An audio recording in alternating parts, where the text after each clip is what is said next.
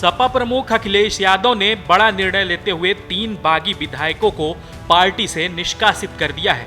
इसमें अयोध्या की गोसाईगंज सीट से अभय सिंह, अमेठी की गौरीगंज सीट से राकेश सिंह और रायबरेली की ऊंचाहार सीट से विधायक मनोज पांडे का नाम शामिल है।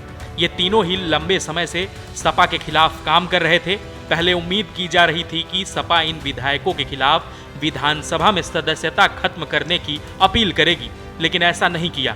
सपा के इस फैसले से फिलहाल इनकी विधायकी कायम रहेगी। सदन में इनकी स्थिति असबंद विधायक के तौर पर होगी, यानी ये न तो सपा के पाले में बैठेंगे और न भाजपा के पाले में। नहीं, पीडीए का विरोध नहीं है। आप उठा के देखिए, आप किसी दिन संडे को चले आइए मेरे घर पे, सबसे कमजोर दलित गरीब पिछड़ा हमारे दरवाजे पर बैठता है, वहीं जहां हमारे क्षेत्र का सबसे बड़ा जमींदार या अधिकारी बैठता है। जो गुड़ पानी उसके लिए है वही उस गरीब के लिए भी है। कोई जमीन पर नहीं बैठ सकता है। तो सबको लेके तो हम लोग साथ चल रहे हैं, ये लोग केवल परिवार को लेके चल रहे हैं। और उसी बात का मैंने विरोध किया। जब रामचरितमानस जलाई गई, फाड़ी गई, तब मैंने विरोध किया। जब अयोध्या जाने से रोका गया, तब मैंने विरोध किया कि ये गलत हो रहा है। और मैं एक उदाहरण आपके तौर पे आपसे और कर देना चाहूंगा कि माननीय राष्ट्रीय अध्यक्ष जी की अनुमति लेके 11 दिन मैं अनशन पर रहा इसी हजरतगंज चौराहे पर, और राष्ट्रीय अध्यक्ष होते हुए अपने विधायक के अनशन पर रहने पर भी एक फोन राष्ट्रीय अध्यक्ष का नहीं आया। थाने में भाजपा प्रत्याशी के पति को झगड़ा हुआ, मैंने पीट दिया, राष्ट्रीय अध्यक्ष जी का एक भी फोन नहीं आया। उनके विधायक का पीजीआई से आगे एक्सीडेंट होता है, संजय गांधी में भर्ती होता है उनका विधायक, और the Hindu, times of India, Dainik Jagran, उजाला जैसे पेपरों में मुख्य पृष्ठ पर वो लहूलुहान फोटो मेरी छपती है और मेरे राष्ट्रीय अध्यक्ष का एक भी फोन नहीं आता। तो वो किसके साथ हैं ये तो तय करें। पहले अपने विधायक के साथ हैं कि नहीं है, अपने संगठन के पदाधिकारियों के साथ हैं कि नहीं है।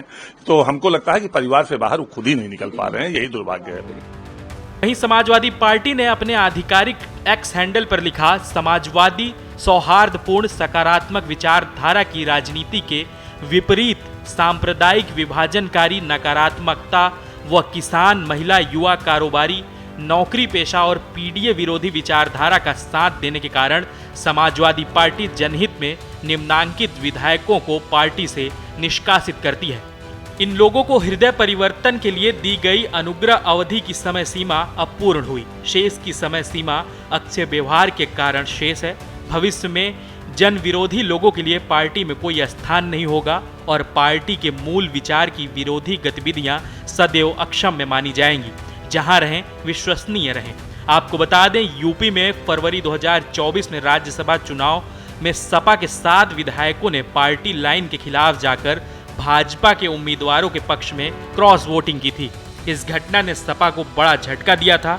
इस वजह से सपा का तीसरा राज्यसभा उम्मीदवार हार गया था, जबकि भाजपा के सभी 8 राज्यसभा उम्मीदवार की जीत हुई थी। क्रॉस वोटिंग करने वाले विधायकों में अभय सिंह, राकेश प्रताप सिंह, मनोज पांडे, पूजा पाल, विनोद चतुर्वेदी, आशुतोष मौर्य और राकेश पांडे का नाम शामिल है।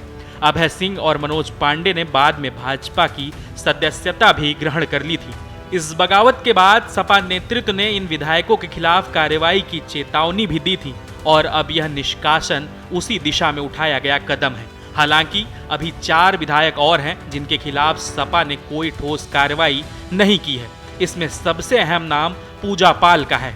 वहीं तीनों निष्कासित विधायकों का सपा में कभी मजबूत राजनीतिक कद रहा है। खासकर मनोज पांडे पूर्ववर्ती सरकारों में कैबिनेट मंत्री भी रह चुके हैं, लेकिन हाल के महीनों में यह देखा गया कि ये नेता लगातार पार्टी नेतृत्व की आलोचना कर रहे थे।